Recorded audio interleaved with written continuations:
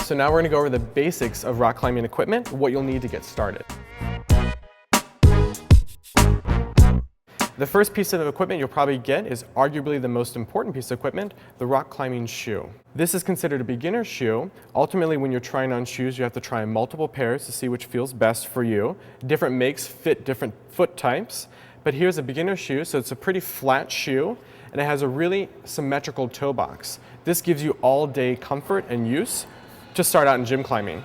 Comparably to that, this is more of an aggressive performance shoe, has an asymmetrical toe last, and it's a little bit down curved, so again pushes the weight towards the toes, giving you more performance. Ideally not a beginner shoe.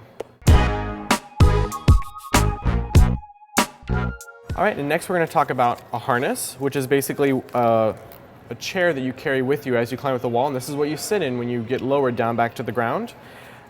Just want to point out the differences between a men and women's specific harness. Women's harnesses usually have a narrower waistband, thicker leg loops, and then the rise, which is the distance from the weight belt to the legs, is usually longer. So there's basically two different types of buckle systems, a manual double back, and I'll show you later an auto double back. So first we'll go over the manual double back. All you have to do is take your belt, thread it through the front part of the buckle, and then you're going to go through the back part.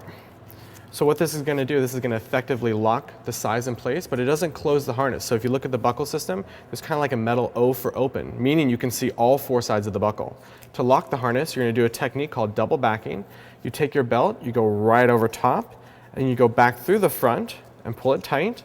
And now you can only see 1, 2, 3 sides of the buckle, effectively making kind of like a C shape for closed. The second type of buckle is an auto double back. So basically it's these two shifting plates which effectively lock the harness. After you slip it on, all you have to do is simply just pull it tight to the appropriate size, and then you're good to go. To release the buckle, just grab with your finger and pull it loose.